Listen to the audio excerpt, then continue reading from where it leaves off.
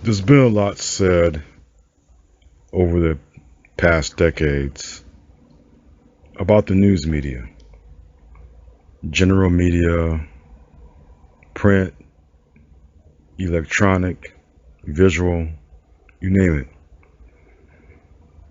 I would say in the last 30 to 40 years, there's been a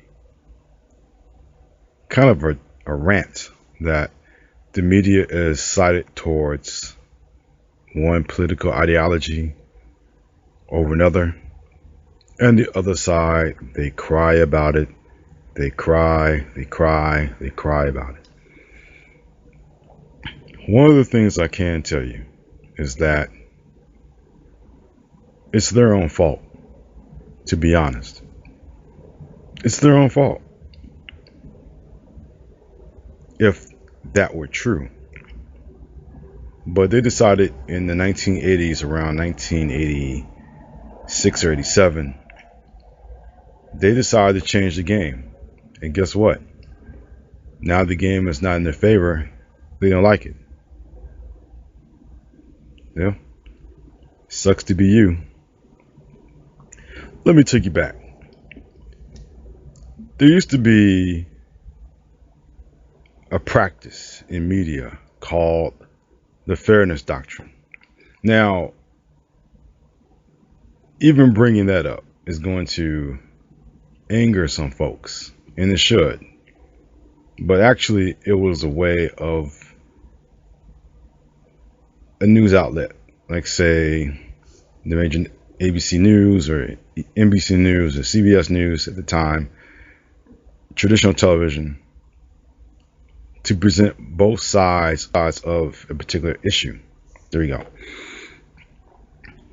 I remember on a show like the original Nightline with Ted Koppel, a subject would be up, main topic would be presented for, I'll say about half the show. And then the rest of the show, you have two people who have different points of view. Okay. For example, let's say the issue was hot dogs, right?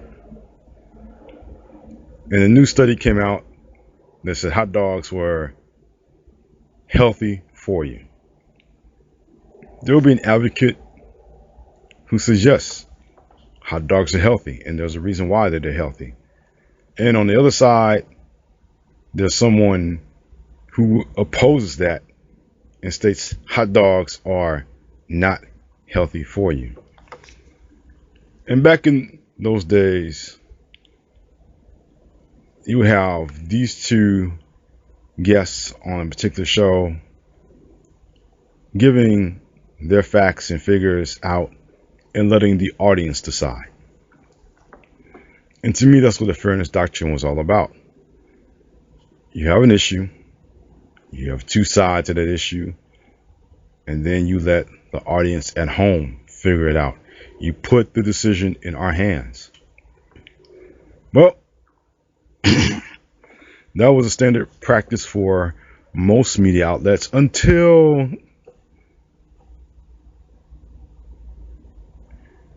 President Reagan,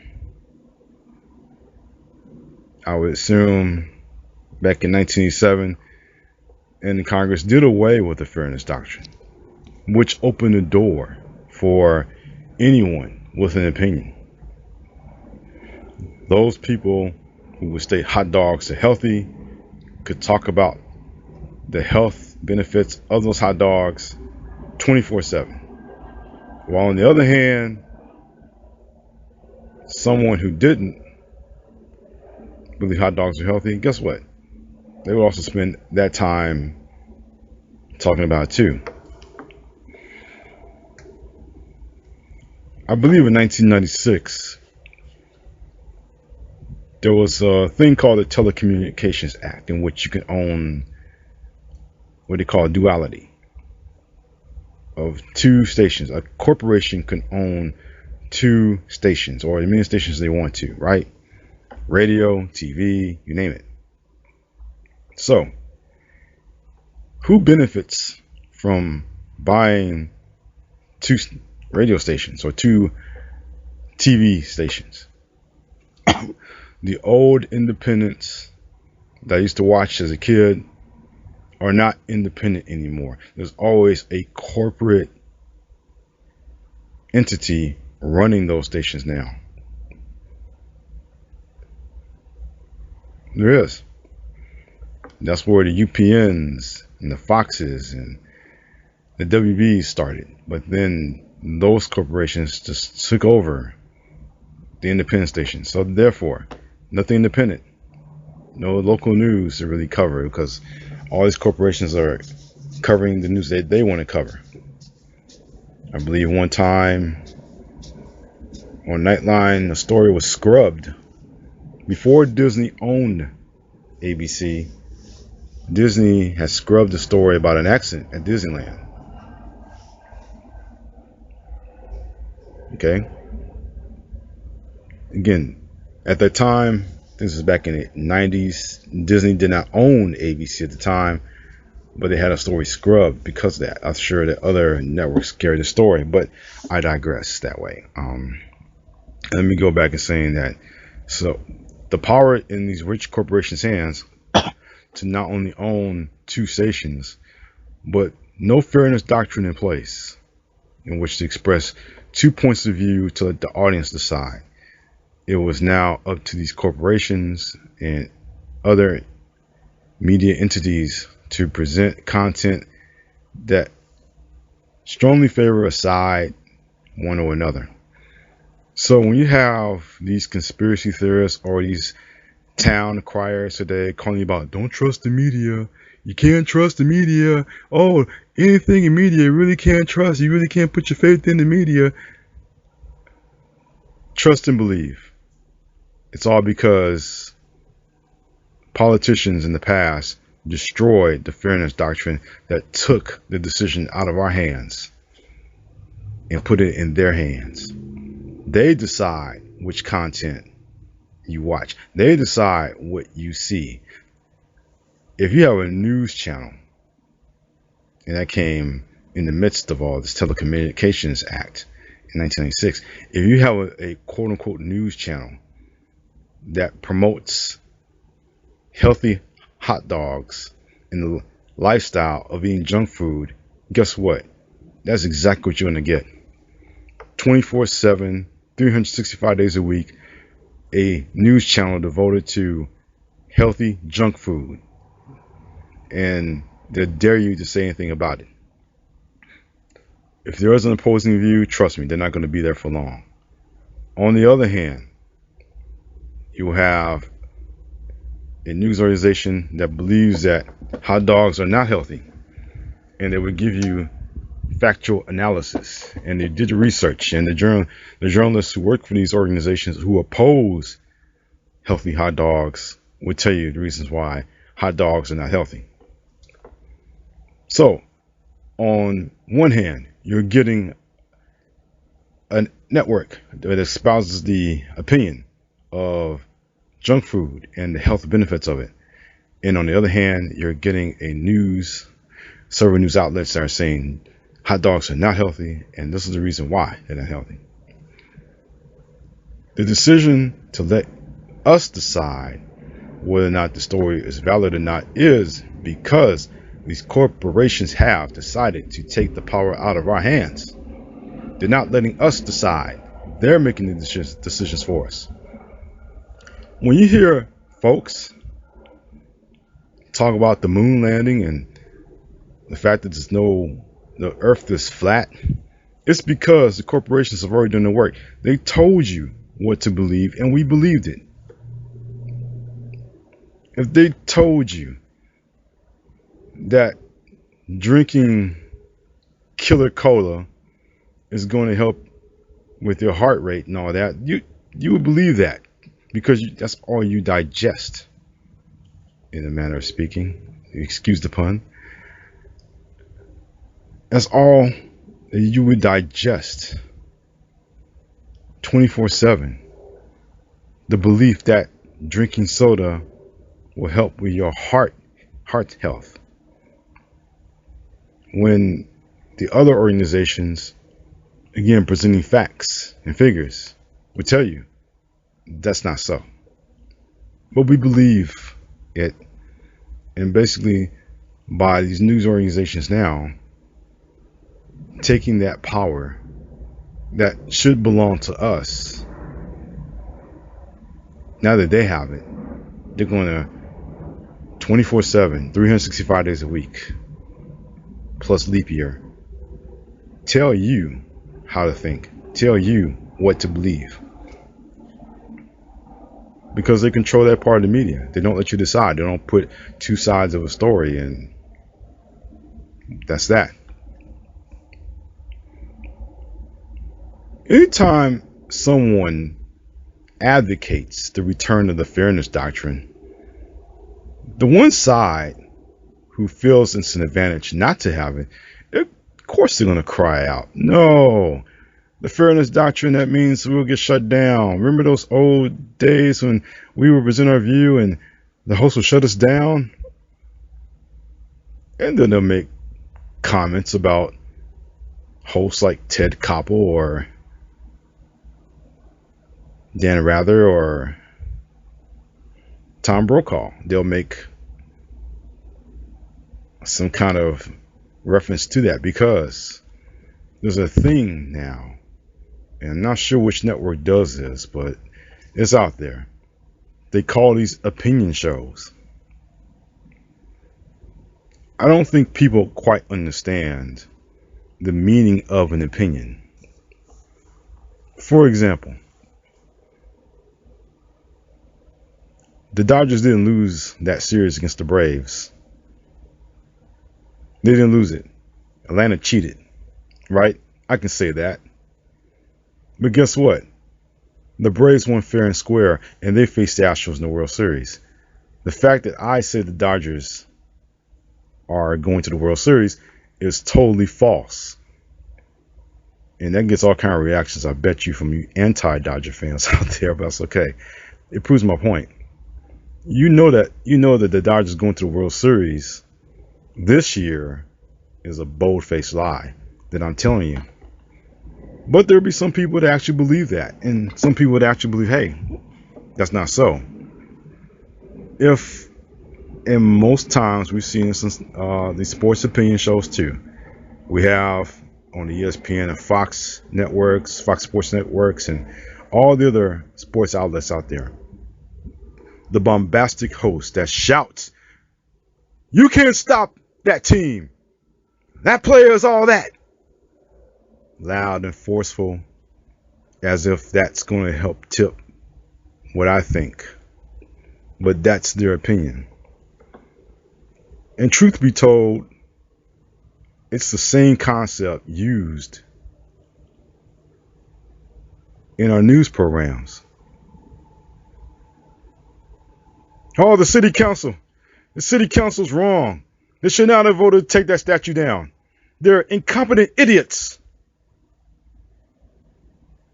That was from the opinion of a bombastic host that told you what to think instead of letting you decide.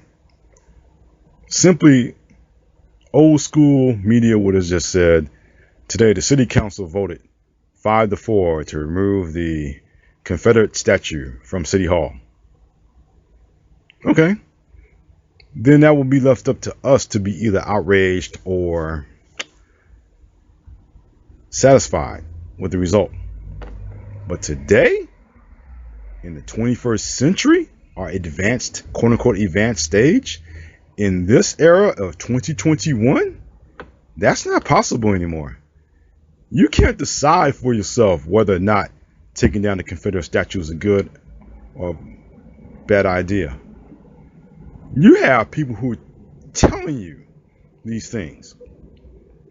And ladies and gentlemen, all you good folks out there, the same ones who are telling you not to trust the media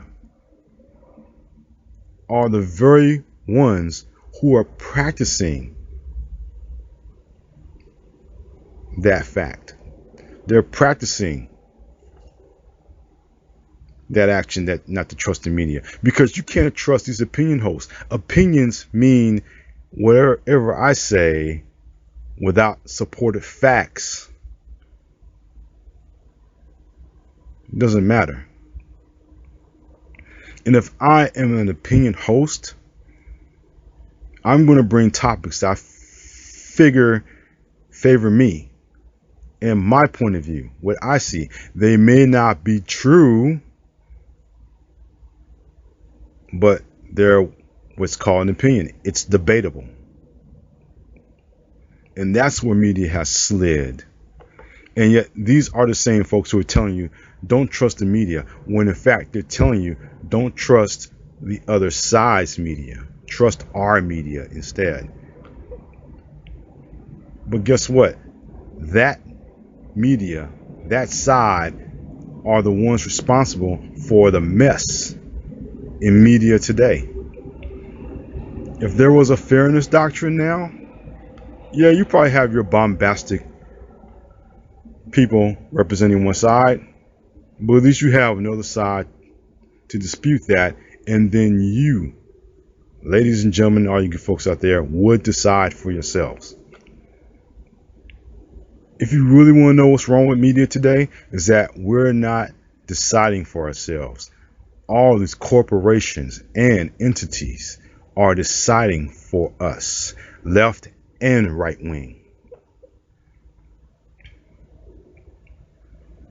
And we get played by listening to too many people that say, don't trust the media. Don't trust what they say. Well, you know the media has got to get you. How in the world can you figure that by listening to the same people who were against a fairness doctrine to believe in the first place? These folks do not have your interests at heart. All they want to do is keep their political ideology going to make you believe that their way is right. Muddying the waters. This should be a fact-based society by now. Yes, we may not like what's going on in the country. We may not like the politicians. We may not like the people. But at least we'll be much more keenly aware of issues like we were in the days of old, around 1970s.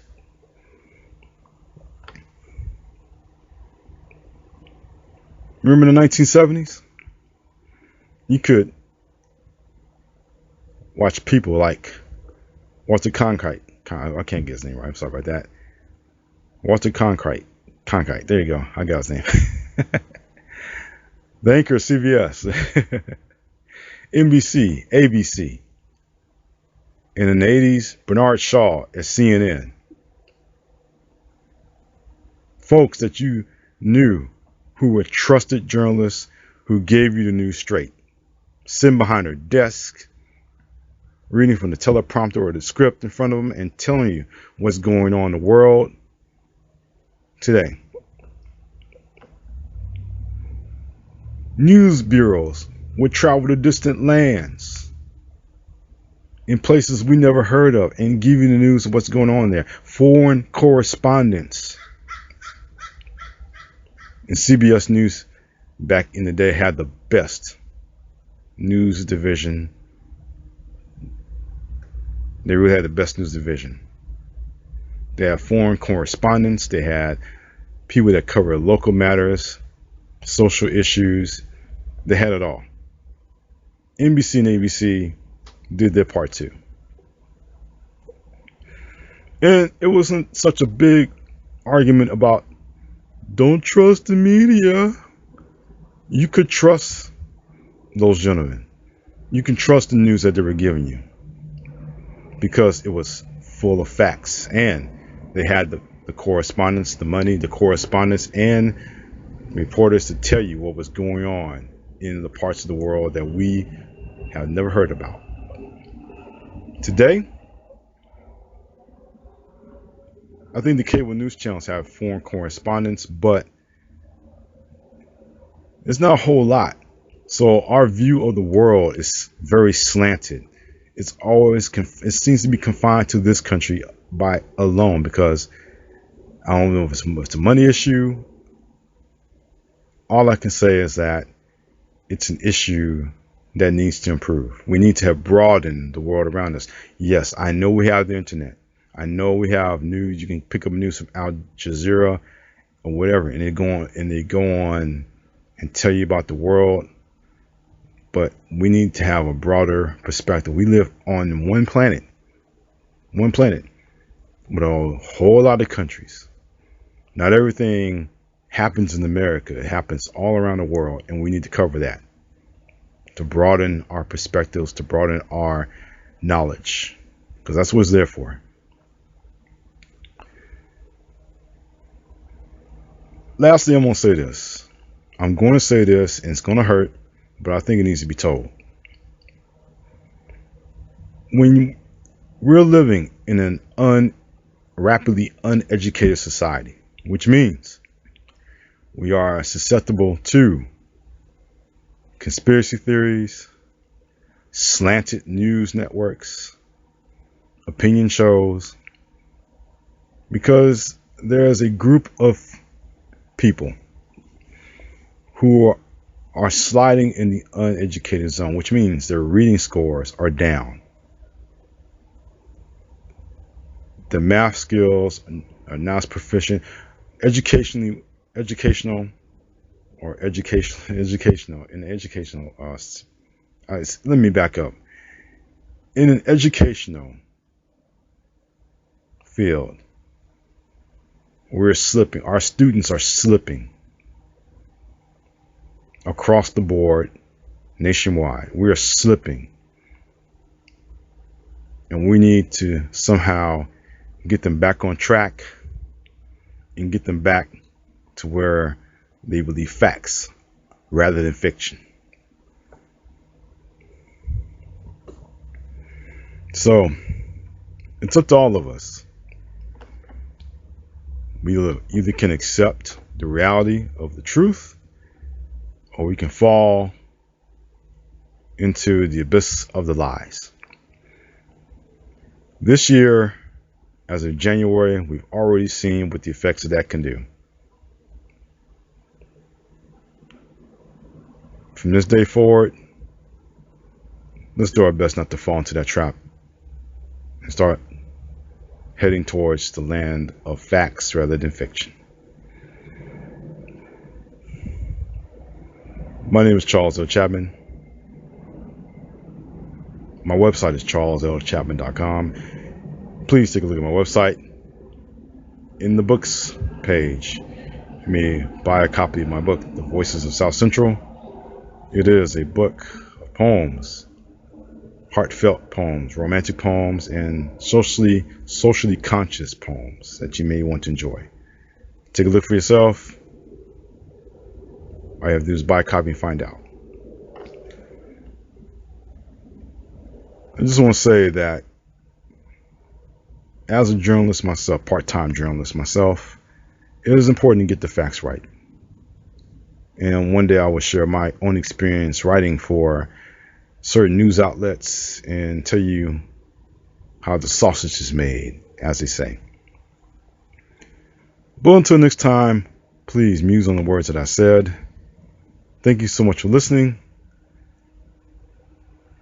And until the next time, take care.